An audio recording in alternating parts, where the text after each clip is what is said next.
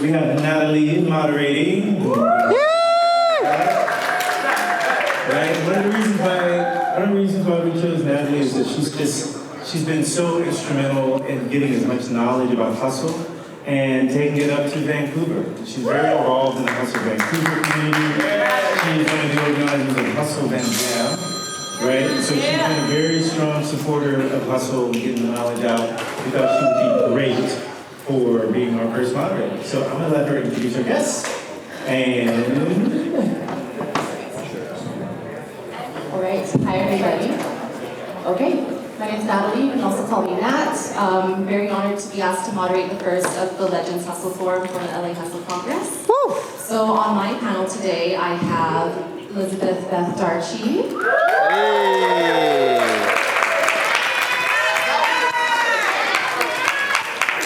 I have Lorianne and Kelvin.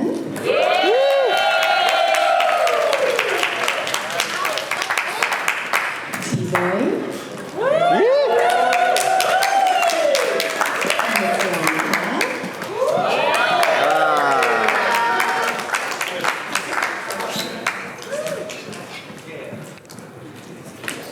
Alright, so how this is going to work is that I have a few pre-prepared questions for all the panelists here. Just for the sake of time, unfortunately, we don't have the full hour. We'll be asking everyone to try and keep their answers to about 2.5 minutes, and I'll be timing. When there's about 30 seconds left, I'll just do a walk in front doing that. I'm very on time in case you don't know me. And then once those 3 questions have all been answered, we'll open it to the audience. So I'll do my best to make sure I get the order of hands, and I might ask you to use the mic just because my hearing is not that good. So bear with me in case I have to ask you to repeat something. Okay, I need to now awkwardly get my phone out and still hold this. And get my questions. All right. This is easier. All right, so for our first question for the panelists, I wanted to get everyone's thoughts and a bit of their comments on teaching specifically, because you're all teachers. Some of you have taught for feedback. Some of you have been teaching for quite a while. Some of you are a bit newer to the teaching scene. So I thought it would be a fun question to just talk about from when you started teaching to now, high level.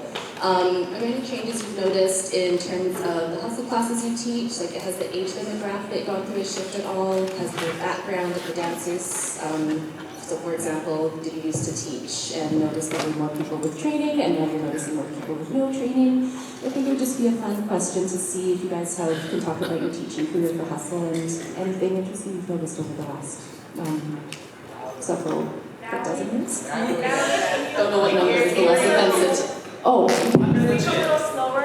Oh yeah, of course. Okay, I'll ask the question again. So I asked the panelists if they could talk about their teaching career, their hustle teaching career. Some of them have been teaching for quite a while. Some of them are a bit newer to teaching hustle comparatively. So I wanted them to each talk about their hustle teaching career, if they've noticed any interesting changes from when they started to now, like the age demographic or the background of the dancers who come to their classes, and just give a quick overview of anything interesting they'd like to pass on to us. All right, so unmuted chin. Sorry. And now I'm first.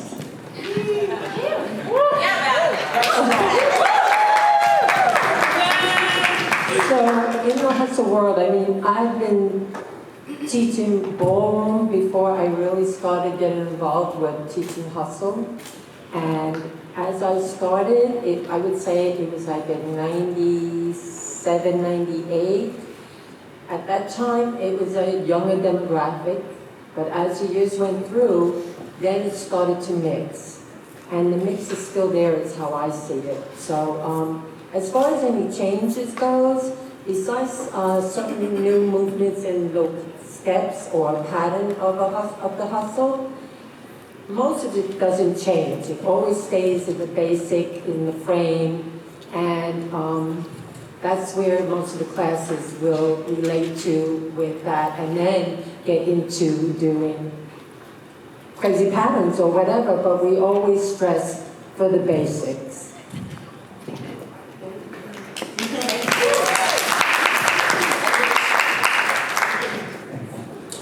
Okay, so first of all, I'd like to say thank you to Shay and beautiful partner in this wonderful event that we've been invited to.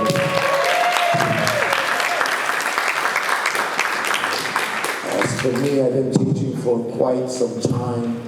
I also have experience in ballroom. I've been teaching for a long time the international rhythm and theater arts, along with salsa and hustle.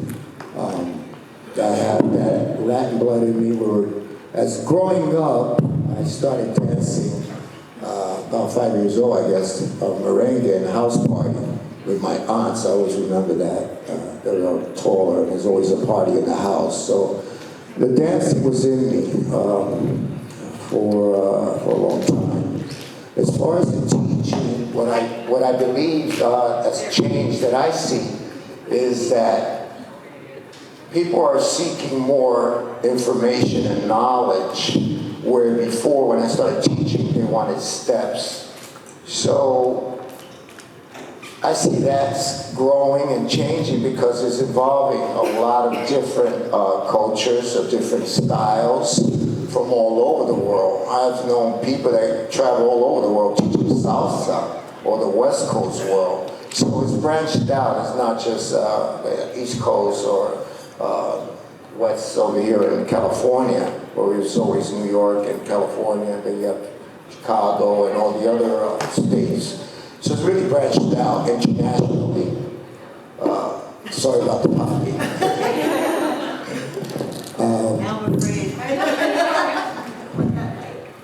So for me, I see that. That's the change right there, that people are seeking information and knowledge. They're looking at the dancing as an art, not just as steps. And our job is to make sure that we deliver that and give them a good experience. So I think the time is up. In the nutshell.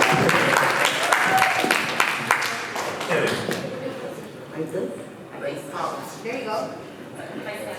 Okay, so I also have a background in ballroom and Latin and been teaching over 30 years. So we try to put in our knowledge of the ballroom and Latin into our hustle.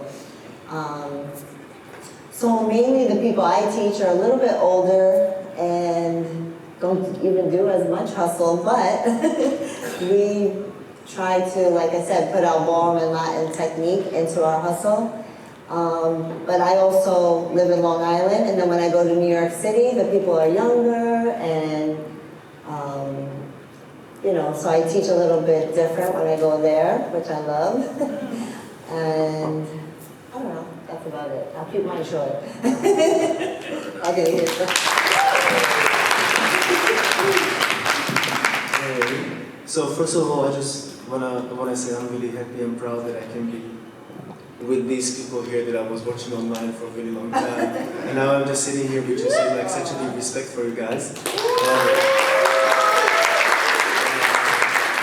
So my background is street dance, right? I'm teaching, I'm focusing on street dance, I would say around like 15, 16 years already.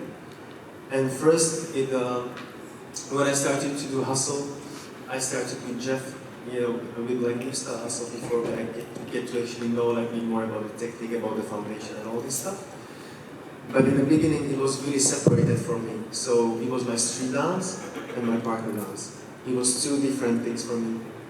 But as I was teaching and like going forward, and I kind of like understood how they both really blend together, and how can like I can take so much things from one style to the other style, and how can basically they help each other to understand like what I'm actually doing, and like how I can help to create my style or create basically what I want to do within partner dance.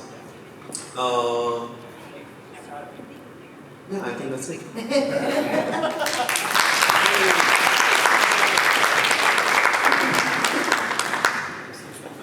Oh, I thought I was in trouble. Okay, so as far as the background, if you came to the first workshop I taught, I told it all, so if you didn't, you missed it, I'm sorry. Next question. No, just kidding. But it's long story short about that one is I started at dance sport with Paul Pellicoro. I didn't know how to partner dance except for with my family, which was like cumbia. I come from Texas. So we have our own dance called cumbia, and we have other dances as well. We dance to our own music, and that was fun. But when I walked into dance sport, I was like, oh shoot, I really don't know salsa, like I don't. But it was fun to learn all of those styles, but I came from ballet, jazz, tap, and I got to incorporate all of that too. My first was salsa, but hustle I really fell in love with because I could actually express myself with the ballet and the jazz and all of that. So that's for that.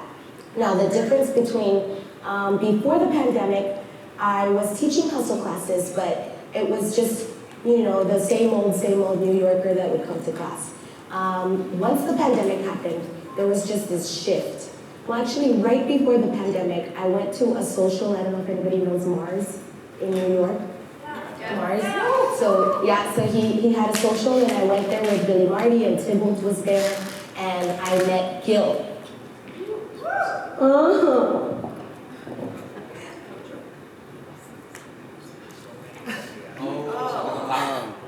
So now you don't hear it.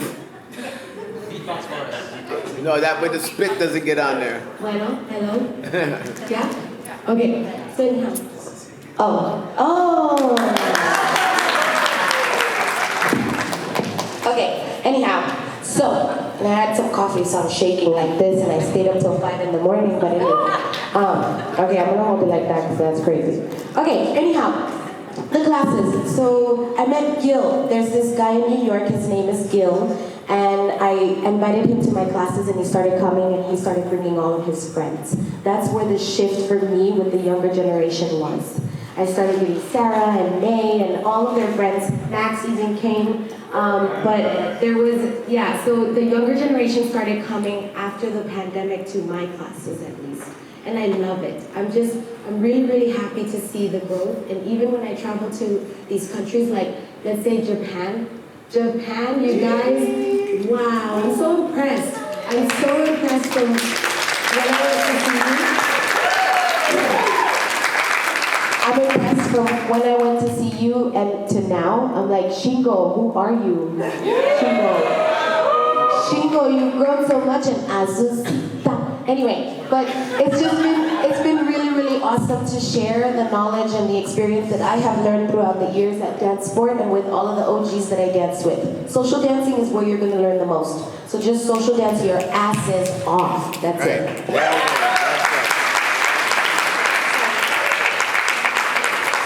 Thank you, everyone. And I have a very efficient panel. They answered my second question without even knowing it. It was, can you talk about your other dance styles and how you integrate that into hustle? So thank you. We're gonna make very good time. Okay, 1 sec. Okay, so we can move on to the second question here. If you need a bit of time to think on it, please let me know. But given that we are at a Congress right now, I wanted to ask everyone if they had a favorite memory from either watching a previous or this current Congress or competition, or competing in one, or judging one, that really stands out to you. It could be something that you personally were doing for Hustle, or something that you witnessed, but I thought it would be fun to go through all your guys' experience and see if anything stood out that you could share with us today. You need some extra time, Beth. We can give a bit more time for this one. Okay. What it is for me, there are many memories in many events. I can't single-handedly pick it out, to be honest with you.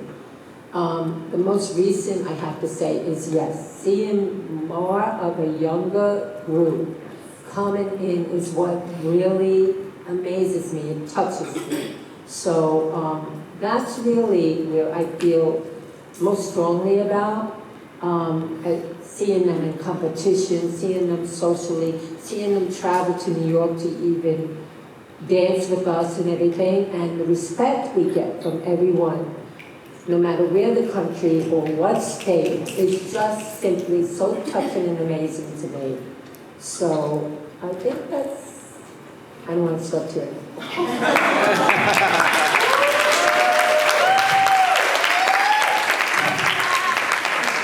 For me personally, I really enjoy traveling and sharing my knowledge through all the dance events and congresses. They're just full of energy. There's a different energy that you feel when you go, because you sense that everyone's coming with their all, their A game, and they want to party, they want to learn, they want to take every class, privates, and it's just the competitions. It's just, for me, the excitement. So I feed off of that, you know. If the crowd is, really into it and the music is pumping, then that inspires us as teachers, to deliver more and to give more back. For me personally, and I think you guys will agree, our satisfaction is, when you see the pupil, someone that's studying and learning, and they light up and they say thank you, or they get the step that they've been working on. For us, that's our reward. You got it. So we thank you. And again, keep the energy, because it's all about the energy and learning. Thank you.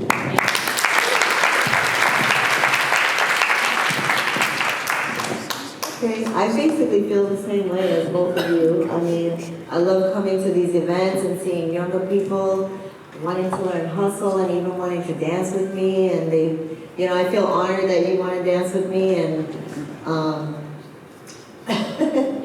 and I also love doing it. Everybody says I always have a smile on my face. It's just because I truly love it, and I just show it through my smile. So thank you for, wanting to learn from me, and and that's it. Thank you.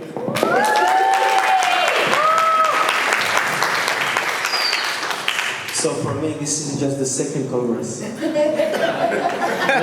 new here. My first one was in Miami, like last month ago. Because every time something was happening in Europe or somewhere else, then I couldn't come.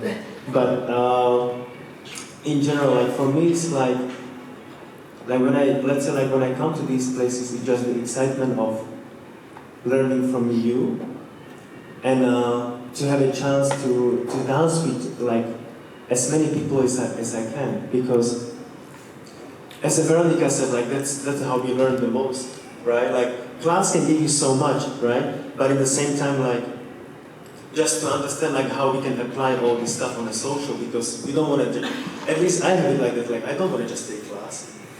I want to use all that stuff, right? I want to play with it, I want to add my own thing on the top of what I learned, and just work, and just think if it works, if it doesn't, what else I can do with it, how I can do it. Just in the same time, I want to be me, the same way as you are you. Yes. And that's how basically you are known, right? Yeah. You are known for the timings, you are known for certain things, and all of you got the certain things that, oh my God, I want to dance with this person because of this. Because that person makes me feel a certain way, and so a memory. Out of these two congresses, so many memories. No, I had amazing memory from Miami Congress. I had a dance with a lady called Roche. Oh, yeah. She's from Chicago, I believe so. Detroit. Yeah. Yes. Oh my God. Rose Taruka. Yes, Yeah. yes, exactly. If you guys don't know, please search. Just look her up. If you're ever gonna have a chance to dance with her, please go for it. She's amazing. And any memory from this congress, I think I'm gonna think of all this stuff for the next few months. I'm gonna live out of that. So yeah, thank you.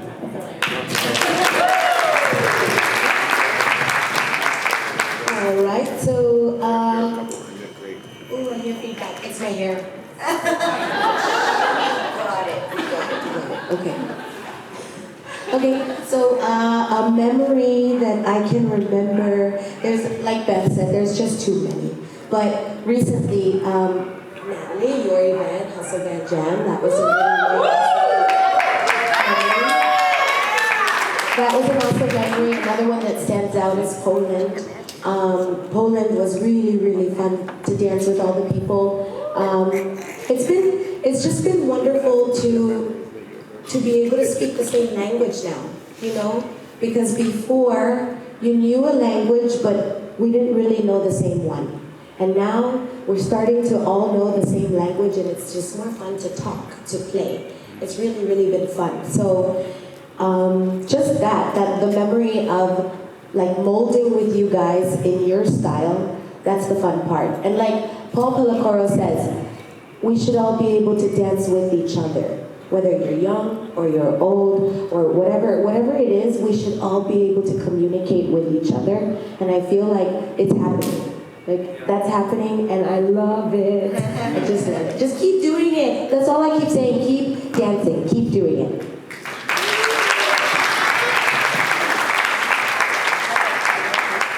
So very quickly, hope I'm allowed doing this. Hustle Van Jam is our, I guess, biannual hustle event in Vancouver, but I need to give a shout out to David. He's sitting on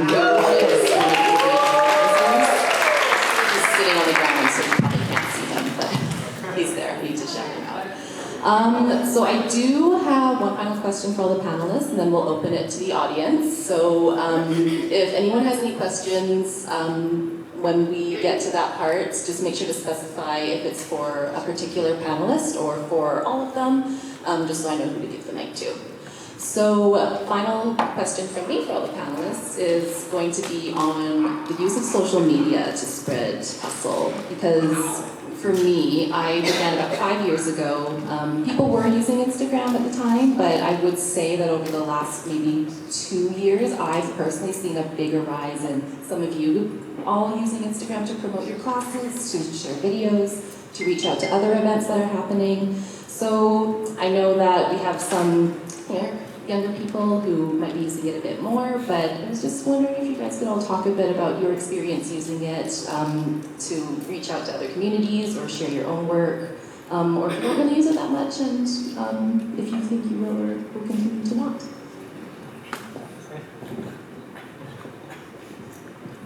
Okay. I normally use social media to promote events, dance events, parties sometimes, but I don't really promote for myself or with my partner, only because we don't teach every day. I work full-time, so it's a little harder, but what is great about social media is you get to see what's going on. You see what's happening as far as parties or lessons, etc. But social media is a new thing for me to still get my head wrapped around. So, but I think it's a great thing. So, anyway, thank you.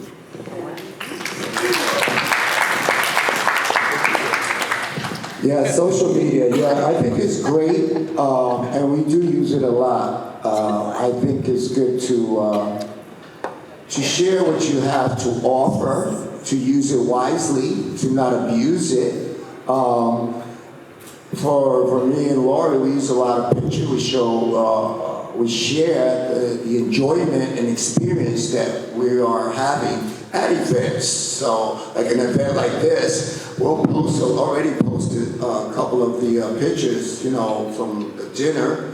So other people and family members get to see, hey, this is going on in California, or this is happening in New York, but they're having a lot of fun. I want to be part of that dancing world, because it is a dance world. So it is good. It's just use it wisely. The videos as well, having fun and just stay positive with it is my point on that, because we could all get a little bit too personal, for lack of a better word, with the social media. But if you know how to use it, I think you can benefit. My personal problem with the social media is every time I go to post a picture, it's already on. It's Lori is like, I have 3 pictures I'm gonna put. No, she got 5 already up. I said, okay. Well, I'm not gonna bother with it, but yeah, you know what I'm talking about. But it's a good thing, and yes, and the industry that we're in, showbiz or performing or teaching, we should have that exposure. Why not? The big companies use it as commercials. They pay for the commercials, and we don't have to. So we're ahead of the game a little bit. So hopefully it benefits all of us. Yeah, yeah.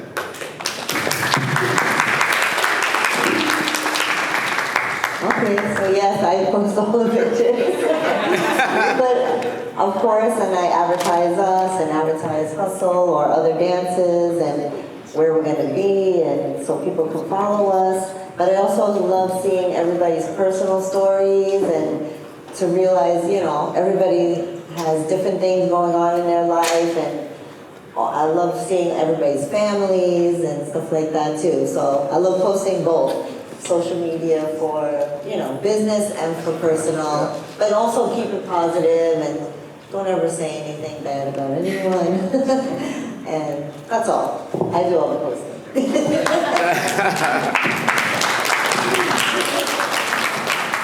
I think social media is an amazing platform to show our work to the world, because I can't imagine like how you guys used to have it like when you were kids and younger. Like everything was just spread by word of mouth, to be honest, right?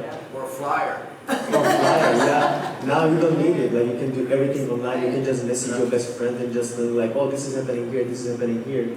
So as well during COVID, I started to do this interview thing called Saturday Night Fever Talk. I already had a talk with Veronica. Paul was on it, or you as well. Many other amazing hustle legends. And I think it's amazing because it gives the platform and like the basically the talk about it can be like more personal as well. So the people that we're watching online just dancing on YouTube, you can meet them like personal, how they talk, how they are as a people, who is in their inspiration that we can look up like on the social media, right? So it's like a circle of things that basically it's a knowledge. We can find much more knowledge on social media now.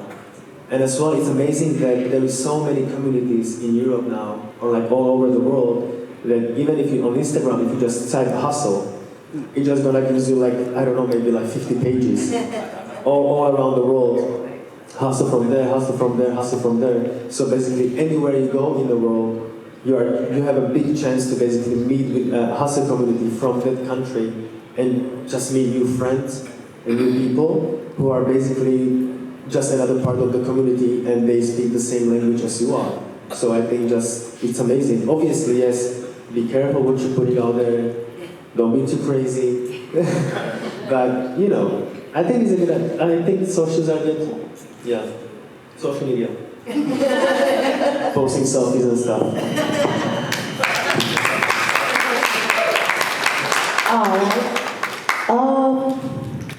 I just want to apologize because I think that I could be better with social media. I'm not like, it's just that I don't like social media. I'm sorry. Yeah, you go on there for one thing and then you're there 3 hours later and you don't even do the thing you went there to do.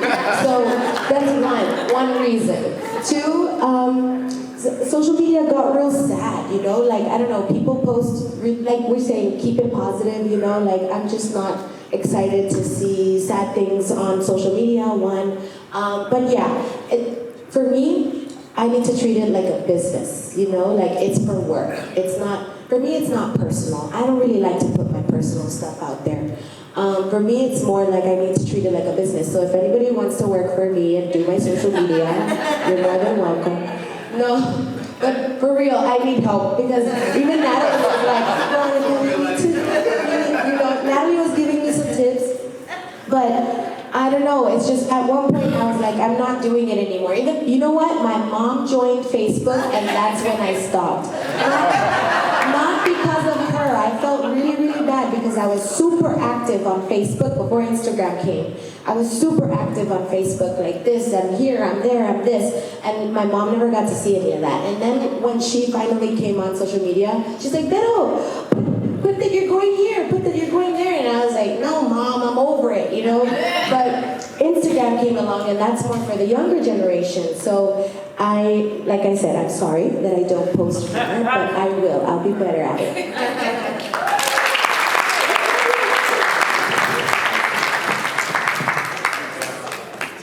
thank you panelists for answering my questions in such detail. It's going to be turned over to the audience now, and I'm going to do my best to make sure I can get the whole room. But we have about 20 minutes. We'll try to get as many audience questions as possible. If you can make your questions as concise as possible, that would be wonderful.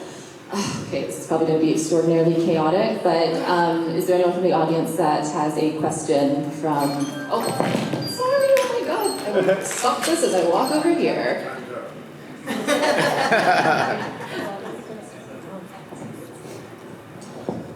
This is for anyone who has an answer that will work. So I just met some of these folks here from my community in Portland, Oregon, but several of the other conventions I've gone to, I've been the only person from my area, or maybe one perhaps is another one from the state somewhere else.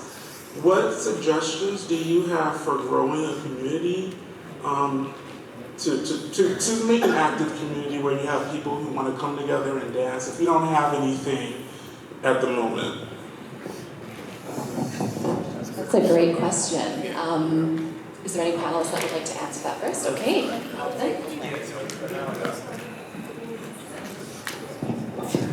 That's a great question. First, I believe, get them involved. Are you from a studio over there? That'll be first thing. Get involved like in a dance studio. Even if you just start the event yourself with the owner. Like they don't want to do a little something, for welcome people or trying to build the community. That would be first. So you want to have somewhere where you could get them there. So you start, even if it's 10 people, whatever, then the word of mouth will branch out.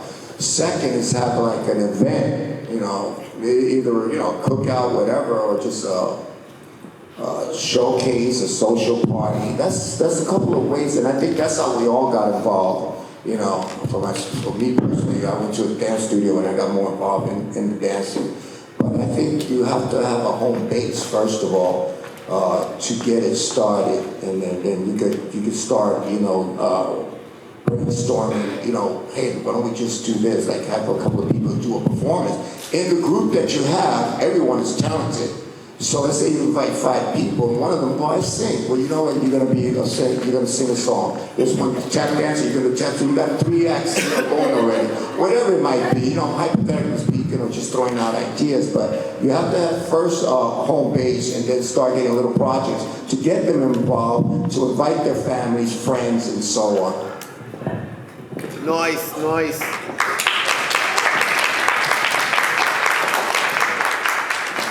What also helps is promote a free lesson somewhere, or free works. So that's one direction you can go to get the people in and then start the incentive to grow in any dance, but our concern is hustle right now. So it's just a thought.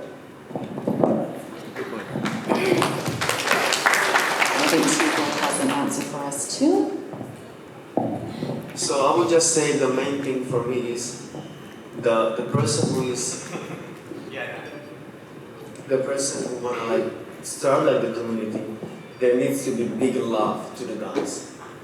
That's the main thing. You need to love the dance because there will be many ups and downs of growing a community.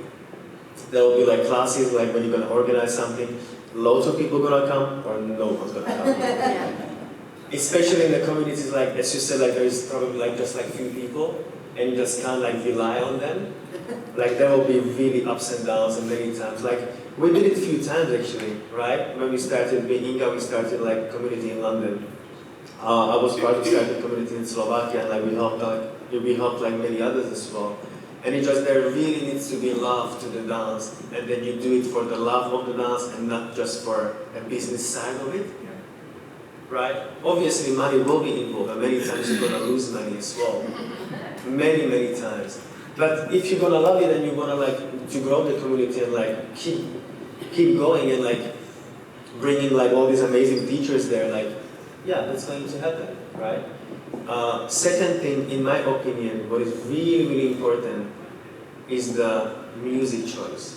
The music choice on the events, like, or like in the classes. I think like teachers, we need to, or like basically anyone who is showing the hustle to anyone, like if we want to get involved another younger generation into the hustle, we cannot dance anymore to the songs that was like in the 60s, 70s. And like, I mean, don't get me wrong, like there are so many amazing disco music, so many amazing funk music, right? Just the choice of it is important, right? I love disco, I live for them, but there is a good disco and a bad disco, right? In every single style, you have a good music of it and the bad music of it. So it's like, let's say if I dance to some music, and the music is really bad, or like, let's say like it's like a radio pop music, because that's what I was always like seeing on congresses or like these events, that like DJs are mostly playing the songs that are popular on the radio. We don't care about it. We are like, at least me, I consider myself as an underground dancer. Like I came up from like street dancing. I don't want to dance to any like a radio pop music. It's like I just rather sit down and just like save the energy for the good music, right? So the music choice is really, really important. And by this, I want to say big shout out to Andrew and Jamal.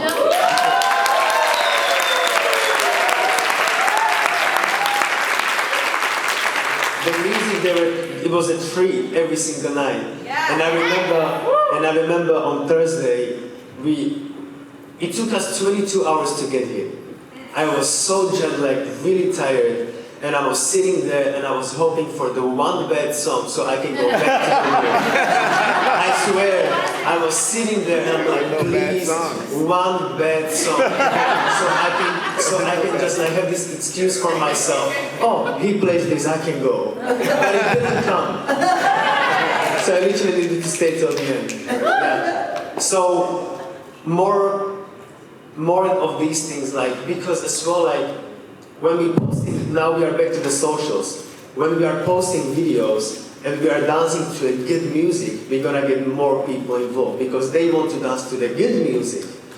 No one cares about like how technical you are, how amazing you are when you're dancing to a bullshit music. It's just true. I mean, at least if I'm speaking after like for my generation, like if I play a video and there could be amazing two dancers, like high-level two dancers, be dancing because of the music.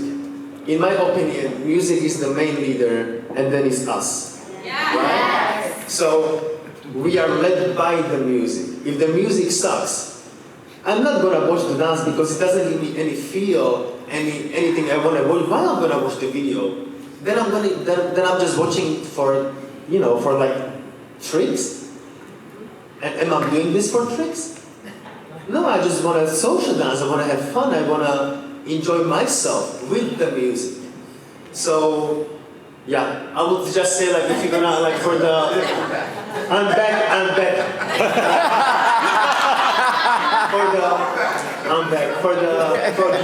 for growth in your community or like keep going, the music choice in the classes or like at the events and the socials are really important for me.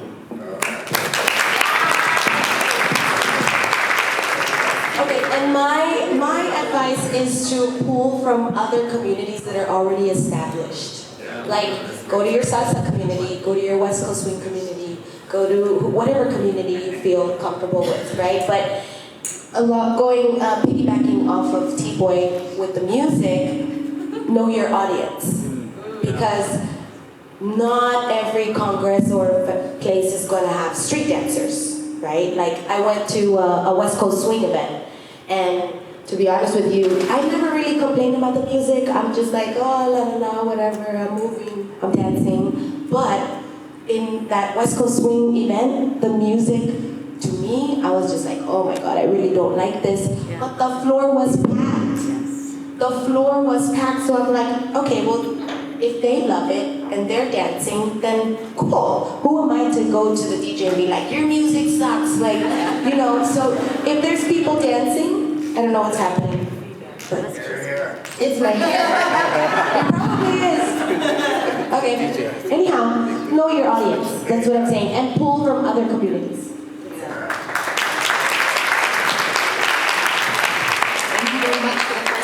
Question. Okay, I asked for one here, so is there anyone from this side of the room that has a question? No. Oh, yes. Can I just say one more thing? No, because of the communities, it's just like something just Yes. As Beth said about like offering the free classes, it's so true. And you go to let's say you go to a West Coast swing social. You go to a promoter to organize it. Hey, let me have a class before the social starts. Such an easy thing. You don't have to pay anything. Just bring your people in.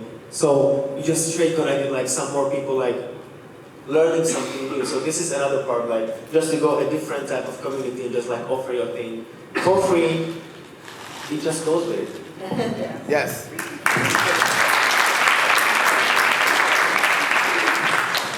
Are you comfortable asking me tonight?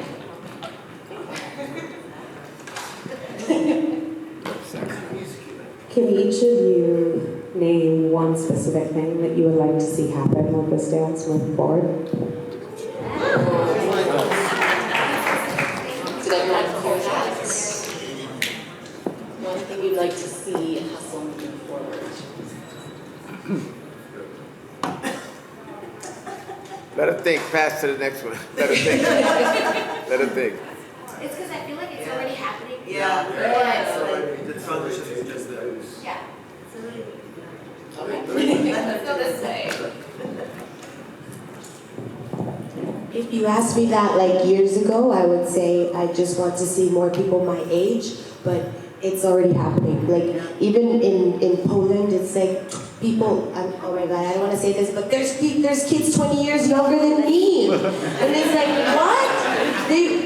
You know how I say like, oh, I probably wasn't even born when you were doing the hustle. Well, y'all weren't even born when I was doing the hustle. That's crazy. So to me, I love that the younger generation is getting into it. That was like the one thing I think for me that I wanted to see is younger people. And yeah, I mean, a lot of you have been coming for the knowledge and the history, and that's a beautiful thing. From there, you learn so much. So you're doing it, I feel. Yeah. That's great.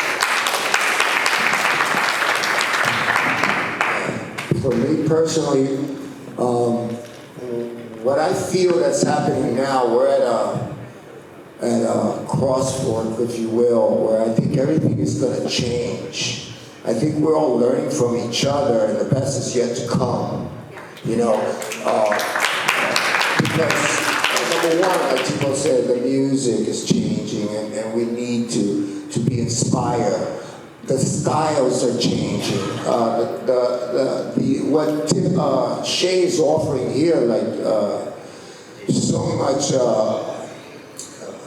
versatility. Like the yesterday, you know, Japan is doing this, and this one from another country is doing this. Everyone is showing what they're doing back home. So everyone is adding a twist to it. It hasn't fully developed yet. Perfect example is a beautiful demonstration. I think it was from Japan with like a waltz hustle. And so we're starting to see a lot of intricate things feeding off each other. And I think the best is yet to come. I think it's going to be beautiful. So keep doing what we're doing. We're learning from each other.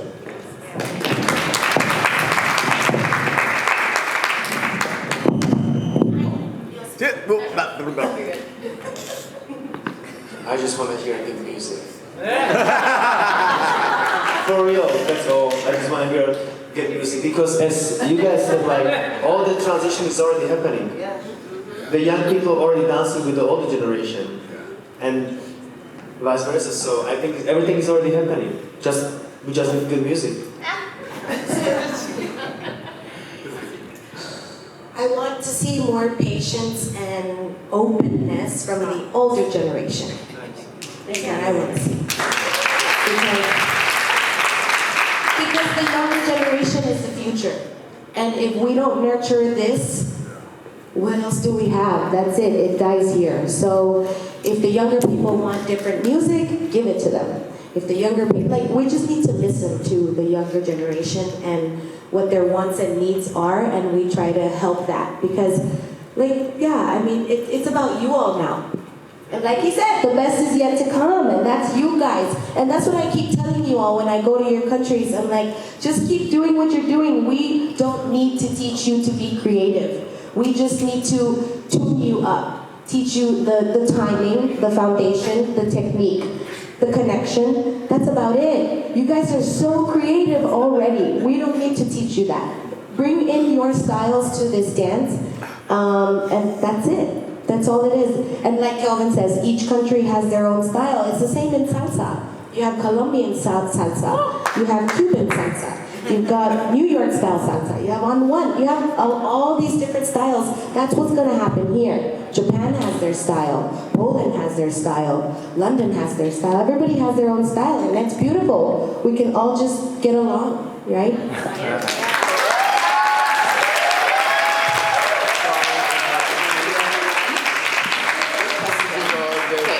might have time for two more, so a hand here. You comfortable speaking your question into the mic? Hi everyone. Actually, I don't have a question. I just want to thank Shay and all of you for the amazing effort. I'm sure it's a great sacrifice. It takes tons of work, tons of money, tons of stress and energy for everybody to travel here, to leave their homes, their comfort spaces, to come over here and provide this for us.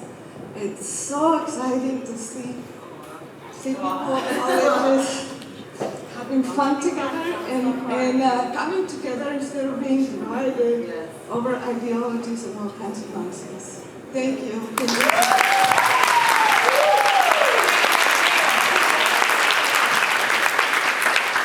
Does anyone in the audience have any questions for Alice? We would probably take another one. Okay.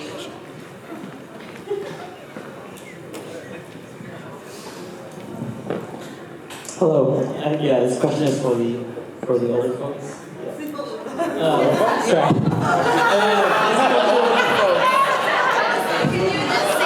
For the all right, I'm just gonna ask the question. So back in the day,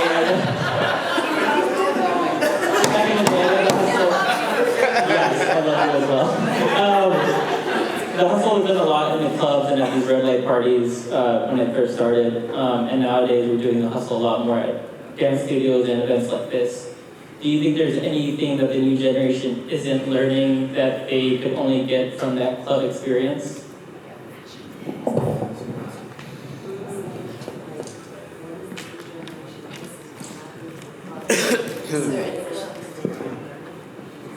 Like we're missing out something.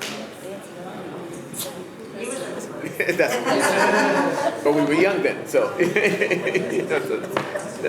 So for anyone who didn't hear, the question is for those who learned their hustle in the clubs back when it was started, is there anything that we as the newer generation are missing from that experience? Because we are probably the ones that we do the dance studios.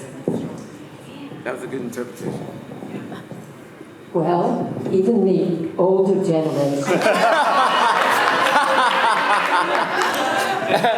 We also have started in the streets. We learned the hustle that way. I mean, it evolved from so many different styles at the beginning. Yeah. But when we finally got to the basic foundation of N1, 2, 3, we were all in the clubs. There was no such thing, no idea of studios then, until it started to get popular. But what I feel is, I just, from my experience, being in the clubs and watching everyone and seeing the styles and everything was such an inspiration for me. I think it's great that everyone goes to a club and just sees the whole ambiance of the hustle, if it's there, hopefully. But if it isn't, then you learn where to go afterwards. And nowadays, with the generation and everything. We've been trying to bring it into studios and everything, just to get the foundation. And most who are really interested in the hustle from a club will take it further. That's what I have to say. All right, so we're talking clubs. All right, so I think I went to Studio 54, the Tunnel, Underground, Starship, all the clubs, but I think what was happening there is the same things happening here. It was a place to go. And the Roseland was one of the biggest, clubs there we used to dance in, and there were circles of people watching a couple dance, and then they would cut in. So if you have like 20 people here, you had like 40 people over there, but you had a lot of that. But the same thing is happening here. It's changed in a way that there is no more clubs to go to like before. But we still have that now in the Congress, place to go, big ballrooms and a lot of workshops. And even you guys are working how to cut in. We learned that in the clubs, just instincts, always grabbing and cutting. But it was done, also with respect, but sometimes it got a little rough. So you had to get the girls. So you are doing everything that took place in the clubs, except for the partying after. Because there were after hour clubs. So you could go to a club and go to like 2 o'clock, 3 o'clock in the morning, and then we go to another club that go to 7 o'clock in the morning. So we knew where to go. I could tell you where to go on a Monday, a Tuesday, Wednesday, Thursday, Friday. They were all different clubs. There was one in particular that was 48th Street, Townhouse 48, and it was like a building house converted into a club. It was crazy. And then they had another club that was Bare As You Dare. So Bare As You Dare, where you start taking your shirt off and they give you $50. It was crazy, There was a lot of drugs and drinking back then. I'm serious, oh yeah. So, and in the salsa too, because I grew up going to all the Latin clubs. The thing there that you miss out if you're into Latin is you got to see every band there, like right up front. Gran Combo, Hector Lavoy, Willie Colon, right there. And we were standing there, right there on stage, watching. You'd be like 5 people dancing because it was so good. So we don't have that also in the salsa world, like the Copacabana, the real one on 60th Street, and all the other clubs. So it's changed, but you have it here. A lot to offer. They have workshops and everything, so you're not missing out on a lot. You're in good hands. That's true. We did it so you didn't have to. Right.